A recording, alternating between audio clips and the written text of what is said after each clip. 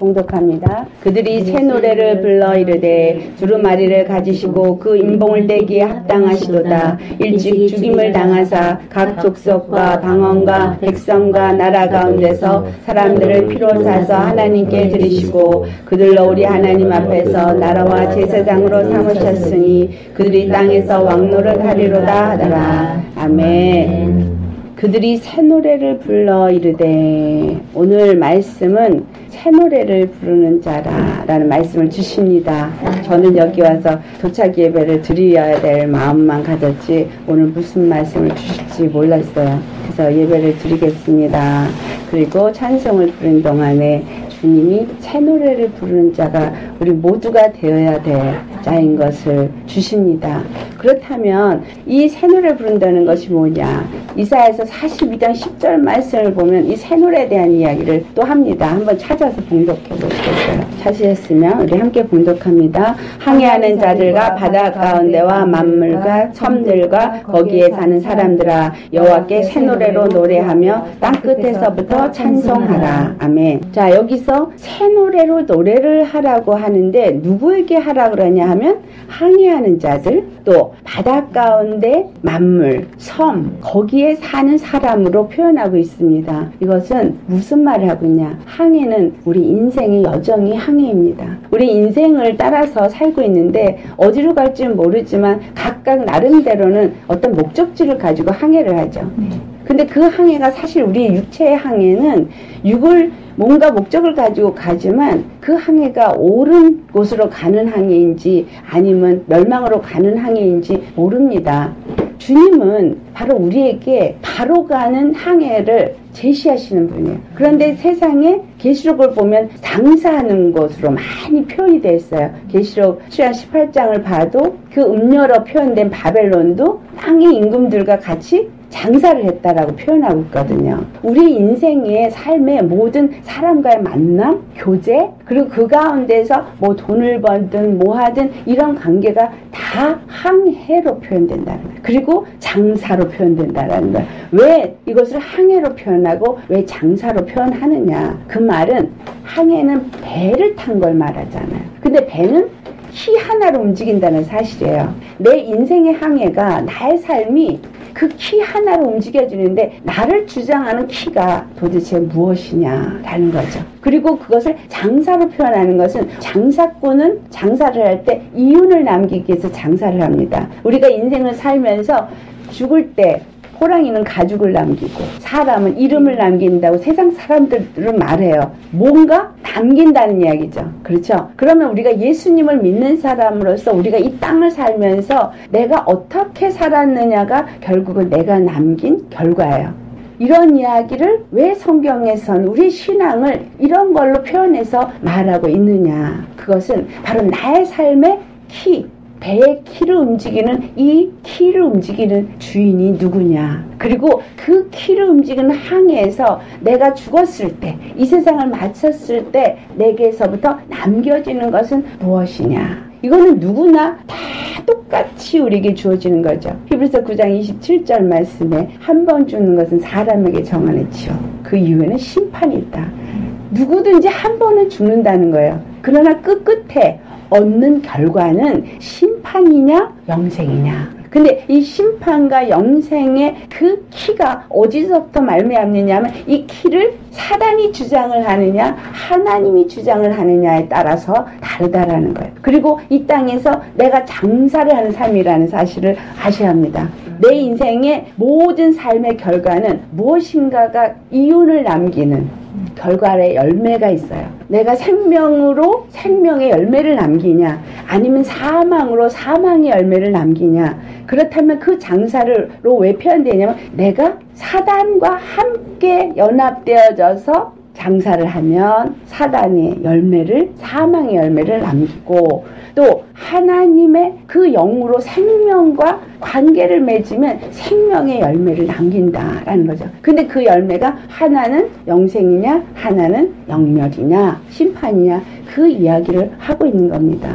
너희가 항해하는 자들아, 또 바다 바다 가운데 사는 자들아. 바다는 성상 짠 물이에요. 그 짠 물은 성경에서 쓴물로 표현되어지고 있고, 이거는 바로 세상의 이론, 지식, 학문, 이런 모든 세상 사람들로부터 나온 것들을 표현하고 있어요. 다시 말하면 세상의 지배와 권세, 사단이 물을 강같이 토해내서 사람들로 하여금 생명에서부터 떠내려가게 해서 결국은 사망으로 들어가게 하는 그 바다를 말하고 있습니다. 그래서 이스라엘을 가보면 정확하게 바다가 두 개로 나눠져 있어요. 그 물의 근원은 똑같아요. 물의 근원은 저 위에 꼭대기 단이라는 곳에서부터 있는 가데스 그 위에서 물이 흐릅니다. 근데 그 흘러내린 물이 내려오다가 요단 강이라고 말하죠. 내려오다 갈릴리 바다가 나오고, 그 물이 더 계속 내려나가면 사해가 나오는데 끝에 사해가 있어요. 계시록 47장을 봐도 그 얘기를 하고 있는데, 그 밑이 진펄과 개펄이 있고 아르바 땅이 있고, 그게 다 사해 근처를 말해요. 근데 바다도 소성함을 입는다 그랬는데, 진펄과 갯벌은 소성함을 얻지 못한다 그랬어요. 아르바라는 정말 비천한 그 땅, 저 끝인 사해 끝에 있는 메마르고 척박한 땅도 살아나는데, 그 진펄과 갯벌은 안 살아나요. 진펄과 갯벌은 뭘 말하냐면 물과 땅이 절적절적하게 섞인 거. 이것도 아니고 저것도 아닌 거예요. 바벨론이 바로 그런 거예요. 바벨론은 음료로 표현되어 있죠. 하나님의 백성, 하나님의 나라, 하나님의 교회가 세상 것과 짝해져서 진펄과 갯벌이 되어져서 이것도 아니고 저것도 아닌 거, 믿음도 아니고 세상 사람도 아닌, 이게 진펄과 갯벌이에요. 음료라는 이게 음료. 적당히 세상께 들어가서 혼탁되어져서 교회라는 이름으로 갖고 있고 하나님을 찬양하는 교회같이 보여지지만 그 안에 참 진리로 예수 그리스도의 십자가가 없는 그러한 교회로 세워진 상태가 진펄 개펄이에요. 그러한 자들은 소성함을 얻지 못한다 했어요. 버리시는 거예요. 아르바 땅은 왜 소성을 얻느냐? 공고하고 고통하는 사람. 제가 아까 말씀드린 시편 107편, 그 흑암과 공고와 쇠사슬에 앉아서 하나님 앞에 주여 나는 정말 살 수가 없어요. 힘들어요. 어떻게 좀 나 좀 살려주세요 라고 부르짖는 자들이 이제 마지막 때 수없이 많이 나올 겁니다. 그런 사람들은 구원주를 찾는 거거든요. 구원주를 찾는 자는 반드시 소성함을 얻는 역사를 생수를 보내서 하신다라는 거예요. 그때 바로 우리가 쓰임받는 자가 되실 겁니다. 왜냐하면 해도 공부하기가 짝이 없어요. 여러분 옆에서 그런 분들 많이 보실 거예요. 신앙생활 그렇게 하고 열심히 하고 충성되기 해보고 또 헌금도 많이 내보고 다 털어보고 다 했는데, 시간도 들이고 물질 들이고 다 했는데 얻은 건 공고한 심령 뿐이더라. 왜? 잘못된 쓴물을 소금물을 먹게 돼. 우리 소금물 마시면 어때요? 갈증이 계속 나요. 물만 맥혀요. 사해가 왜 소금물이 되냐면 땅과 이게 서로 거기서 부딪히면서 변화를 받은 거예요. 변화를 받아서 쓴물이 된 거예요. 제가 사해에 들어가니까 거기에 물이 튀면 눈도 못 뜬다고 수영을 할 때 뒤로 이렇게 들어가라 그래요. 놀라운 게 정말 자전거 타는 자세도 할 수가 있어요. 의자에 앉은 자세 이렇게 떠요. 어떻게 이렇게 뜰 수가 있어요? 얼마나 소금이 강하면 내가 자세를 취하는 대로 그대로 있을 수 있어요. 다른 물은 그렇게 안 되죠. 쑥 빠지잖아요. 이거는 그대로 떠요. 무슨 말이에요? 가라앉지도 않고 동동동동 뜨는 그 상태가 정말 우리 신앙인 중에 이 물로도 표현되어 있는 것을 우리가 생각해 봐야 돼요. 주님 안에서 우리가 생수의 강에 젖어서 수영하는 자가 되어져야 돼요. 발목에 물이 들어오고 종아리에 오고 무릎에 오고 허벅지에 오고 허리에 오고 가슴까지 올라는 물로 표현되어져 있는 이것도 우리의 신앙이, 아까 우리 지사님 이거든 저거든 뭘 하나 해야지 어중간하면 괴로워요. 우리가 예수님을 만났으면 완전히 예수님한테 뛰어들어야 돼요. 그 생수의 강에 수영을 하셔야 돼요. 수영을 하면 그냥 떠서 그냥 편안하게 수영을 할 수가 있거든요. 그런데 그럴 때 물과 나는 어떻게 돼야 돼요? 완전히 하나가 되어지죠. 바다는 안 그래요. 바다는 완전히 분리해요. 나와 절대 같이 하나가 될 수가 없는 분리가 일어나거든요. 새 노래를 부르는 사람은 어떤 사람이냐, 새 노래를 도대체 어떤 자에게 부르게 하느냐. 이 바다에 있는 자들아, 만물과 그 가운데 있는 섬들은 떠 있는 자들이에요. 절대로 하나도 안 돼요. 바다 안에서 고립되어져 있는 심령을 말해요. 사단이 우리로 하여금 끌고 나가면 그러면 사단과 하나가 되게 하냐면 절대 아니거든요. 사단은 우리를 죽이고 멸망시키는 자이기 때문에 고립되게 하고 결국은 사람들로부터 분리시키고, 이 악한 영이 잡히면 잡힐수록 어떤 증세가 나타나냐면 자폐증이라는 게 그래서 나오는 거예요. 결국은 그리고 자살하잖아요. 섬은 완전히 구별시켜서 세상과 육지와 분리시켜버리는, 따로. 그래서 공고하고 그 고통 가운데 놓여있는 이런 심령들을 말하고 있다는 거예요. 그런 사람들에게 지금 무엇을 말하는 거예요? 새 노래를 부르라는 거예요. 이 새 노래가 천국에 가서 우리가 예수님 만나서 노래 부르는 걸 새 노래라고 어떤 목사님 설교하시더라고요. 아니에요. 이 새 노래는 오늘 우리가 읽은 본문 말씀 계시록 5장에 두루마리를 가지시고 그 인봉을 떼시기에 합당하시고 일찍 죽임을 당하서 각 족속과 방언과 백성과 나라 가운데서 사람들을 피로 사서 하나님께 드리신, 그래서 우리로 하여금 나라와 제사장을 삼으신 바로 우리 주 예수 그리스도를 노래하는 거예요. 새 노래는 뭘 노래하는 거? 예수님을 노래하는 거예요. 우리가 이 예배 드리기 전에 서로 잠깐 나눴죠. 예수님의 사랑을 만나고 나니까, 예수님의 은혜를 알고 나니까 노래가 절로 나오죠. 아멘. 정말 그 사랑이 얼마나 좋은지 노래하게 되어지잖아요. 아멘. 찬송하게 되는 거예요. 주님이 우리를 부르실 때 찬송의 기업으로 부르셨어요. 아멘. 근데 그 찬송은 무슨 찬송이에요? 구원을 맛본 자들이 구원을 찬송하게 한 거예요. 아멘. 여기서 두루마리를 가지신 분이란 이야기는 종의 문서를 가지신 분이라 이 말이에요. 예수님이 이 종의 문서를 어떻게 갖게 되어졌어요? 사단이 가진 문서예요. 두루마리는. 사단에게 죄를 졌기 때문에, 아담이 순종했기 때문에 그 죄의 종이 다 되어져 버렸어요. 우리가 다 사단의 것이 되어졌었단 말이죠. 그런데 예수님이 십자가에서 우리 죄를 대신해 죽으시고 이 두루마리를 취하신 거예요. 더 이상 죄의 종이 아니에요. 우리는 완전히 해방받은 사람이에요. 근데 예수 믿는다면서 죄의 종을 여전히 하고 있다라는 거죠. 예수님이 우리에게 나는 너의 허물과 너의 죄악을 다시는 기억지 않겠다 하셨는데, 그 기억지 않겠다 하신 그 말 앞에 딱 하신 말이 뭐냐면 나를 위하여. 누구를 위하여가 아니라, 오늘 예수 믿는 나를 위하여 죄를 사해 주신 게 아니라 여호와 하나님 자신을 위해서 우리를 그 두루마기를 취하신 거예요. 여호와 하나님 누구시니까? 구원의 하나님이시니까. 나는 너의 구원의 하나님이시다라는 거야. 그 말을 우리 입에서 고백하게 하시고 찬송하게 하기를 원하시기 때문에 그 두루마리를 취하셨다라는 거예요. 나는 너의 구원이야. 맞아요, 하나님. 여호와는 나의 구원이십니다. 내가 이런 문제 속에 있었는데 이게 다 주님 안에서 해결됐어요. 할렐루야. 이스라엘에게 준 희년은 바로 이걸 찬양하는 날이에요. 그래서 장막절이 이스라엘에게 있을 때 그 장막절에 그들은 아주 기쁨에 넘쳐서 찬양과 경배를 드립니다. 우리가 예수님 안에 들어가서 예수님을 믿는다라는 이야기는 바로 그 장막 안에 거한다니. 장막절이 무슨 천년왕국이다. 마지막 때 일어날 걸로 치면 그렇게도 해석을 할 수 있는 부분이 있겠지만 실질적으로 그 장막은 예수님을 말해요. 오늘 내가 예수님을 믿으면 나는 그 예수님의 장막 안에 거하는 사람인 거예요. 그 장막 안에 내가 들어가서 예수님을 만날 수 있는 건 그 두루마리를 예수님이 취하셨기 때문이에요. 더 이상 그 어떤 죄도 사망도 나를 좌지우지할 수 없어요. 예수님 손에 있으니까. 그 인을 떼기 합당하다. 이게 종의 문서거든요. 완전히 이 인을 떼서 도말해 버리시는 그 일을 예수님이 하신 거예요. 근데 언제 동안? 7인을 떼는데 7일 동안 하는 거예요. 이게 창세기 1장의 비밀이에요. 인이 7인이 떼어져 있어요. 종문서는. 근데 이 7인을 떼일 때 무슨 일이냐면 우리 창세기 1장을 보면 빛과 어둠을 나누는 역사가 있고 물과 물을 나누는 역사가 있고 계속 나누어요. 그러면 이 인을 떼실 때마다 나누는 역사가 일어나고 있습니다. 많은 사람 중에 빛의 자녀와 어둠의 자녀를 나누시고 그 중에 참복음과 거짓복음을 나누시고 그리고 묻이 땅에서부터 나오게 하세요. 그럼 땅은 뭐고 물은 뭐예요? 물은 한 곳으로 모여라. 그리고 이름을 뭐라 그랬어요? 바다라.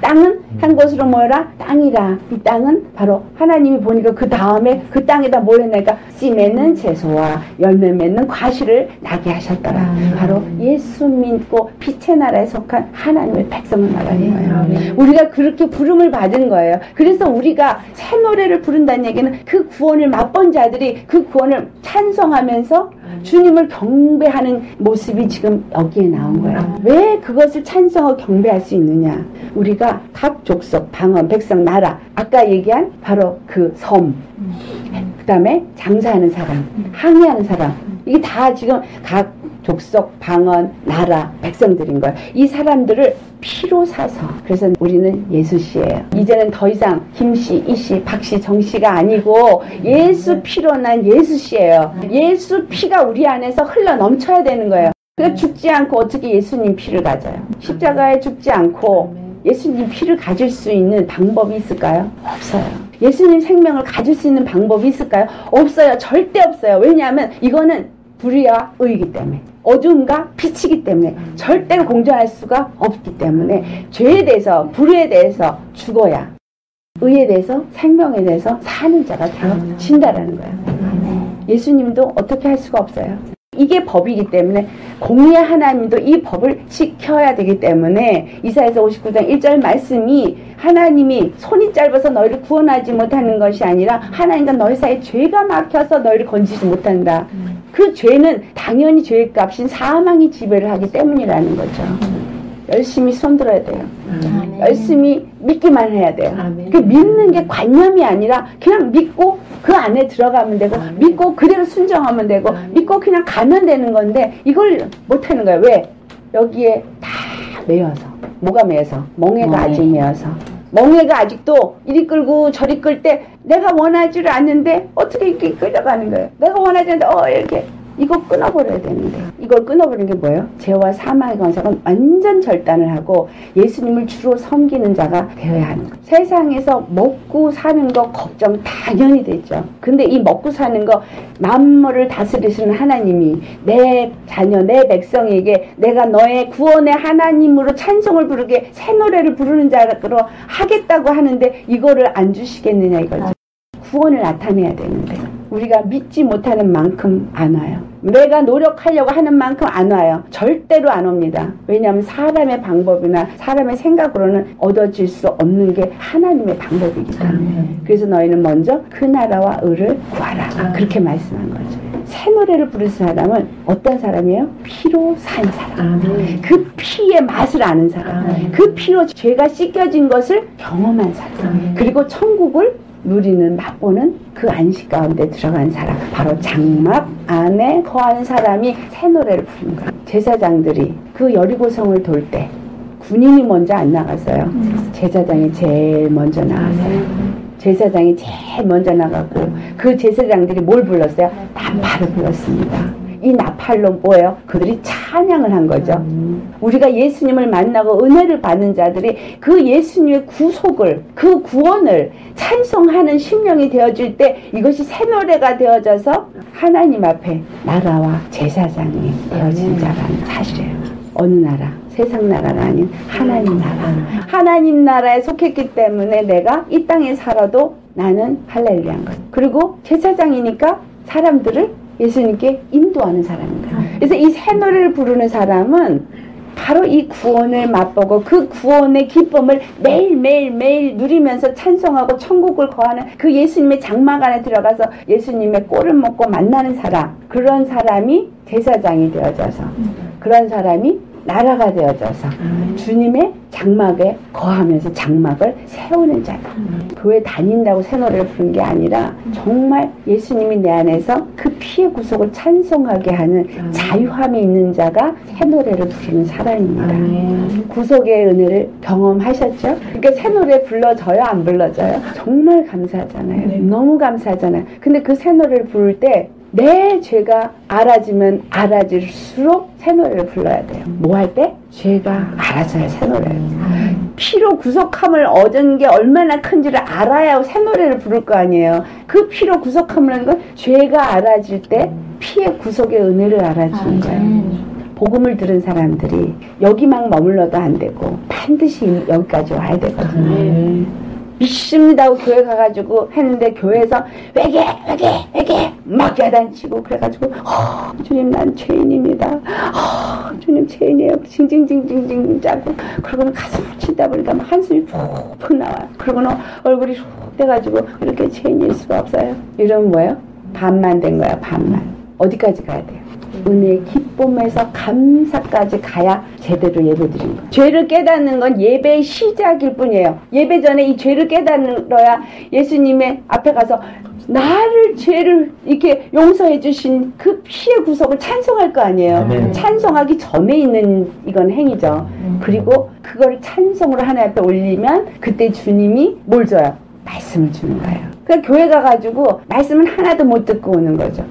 목사님 자신도 회개하라고만 외치다가 보니까 그리고 성도들이 그러면 그 회개가 세례요한의 회개인가요? 예수님의 회개인가요? 그게 무슨 세례, 물 세례인가요? 성령 세례인가요? 이런 것만 따지고 있어요. 세례요한의 세례와 예수님의 세례가 뭐가 다른가요? 그 같은 건가요? 다른 건가요? 그거 묻지 마시고 예수님의 영으로 철저하게 회개를 해보시면 요한의 세례가 뭐고 예수님 세례가 뭔지 본인이 묻지 않아도 예수님이 다 알게 해주세요.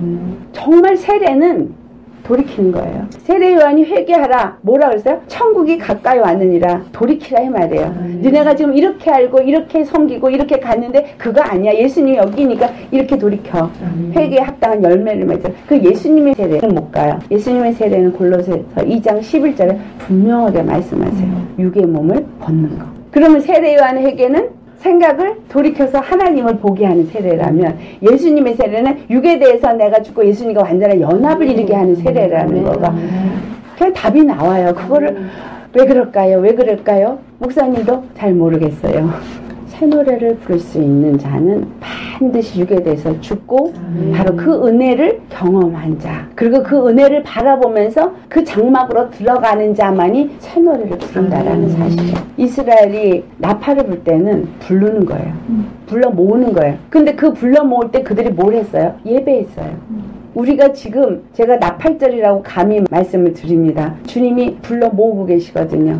불러 모아서 뭘 하시고요? 회개하고 돌이켜서 예수님을 맞이할 준비를 하게 하시니까 저 같은 사람을 이렇게 부족한 사람을 들어 쓰시는 건 깨우는 거예요. 그거 아니야. 이거야. 그러니까 곳곳에서 갈급한 영혼들이 그 말씀을 받고 이거구나 이러면서 살아 일어나는 저는 듣는 게 살아 일어났다는 소리만 들어요. 새 노래를 부른 사람들이 곳곳에서 세워지는 거잖아요. 제가 했나요? 아니잖아요. 저는 그냥 나팔만 불었을 뿐이지 일하신 분은 예수님이더라. 그래서 여러분들이 다 그렇게 지금 바로 새 노래를 부르는 나팔수로 부르신 거예요. 그리고 이제 우리가 다 그 새 노래를 잘 부르면 그 노래소리에 그 나팔소리에 사람들이 예수님의 장막 안으로 들어오게 되어지고 그 장막이 다 씌어지면 예수님 다시 오십니다. 정말 이렇게 만나서 예배를 드리는데 정말 나는 하나님 앞에 드려진 자예요. 분명히 그랬거든요. 피로 사서 하나님께 드리시고 에베소 2장 6절 말씀이 우리 주 예수 그리스도 안에서 우리가 하늘에 안침받았다라고 말한 것은 바로 드려졌다는 얘기니까 우리가 어디에 앉은 거예요? 보호자에 앉은 거예요. 와 할렐루야. 저는 아주 이거하고 요한복음 17장 21절 말씀 예수님 안에서 하나가 됐다는 이 말씀에 그냥 쾌재를 불렀어요. 하늘의 보좌에 앉았다는 얘기는 그 하늘에 권세와 능력을 줬다는 얘기예요. 그 권세와 능력 우린 사용할 수 있는 새 노래를 부른 자가 되어야 합니다. 우리 모두 새 노래 부르시기를 예수를 축원합니다. 할렐루야. 정말 이 새 노래를 부를 수 있게 하는 것 감사하는 것도 끝나도 안 되고요. 피로 서서 하나님께 드려주셨으니까 이제는 그 새 노래를 불러서 이 새 노래를 부르는 자들이 더 많이 늘어나서 이 여리고 성같이 견고하게 세워진 이 세상에 사단이 세운 견고한 성을 그 새 노래를 부르는 자들의 무리가 모여서 주님을 찬양하면서 돌아서 그 여리고성을 완전히 무너뜨려야 합니다. 이것이 바로 오늘 우리에게 주어진 사명입니다. 정말 내가 하는 것이 아니라 예수님의 은혜를 맛본 자 그래서 그 기쁨과 그 생명을 맛본 자는 그냥 새 노래만 부르기만 하면 돼요. 여리고성이 도는 것이 바로 그 진리입니다. 그냥 새 노래를 부르면 무너지게 돼 있어요. 주님이 그 이름을 위하여 내가 하리라. 내가 나를 위하여 너희의 허물을 보말하고 너의 죄악을 기억하지 아니한다. 그래서 우리는 더 이상 죄에 놓여서도 안 되고 또한 죄의 종이 되어서도 안 되고 이 새 노래 부른 자가 되셔야 할 것을 우리가 결단하며 주님 앞에 고백으로 기도 올리시겠습니다.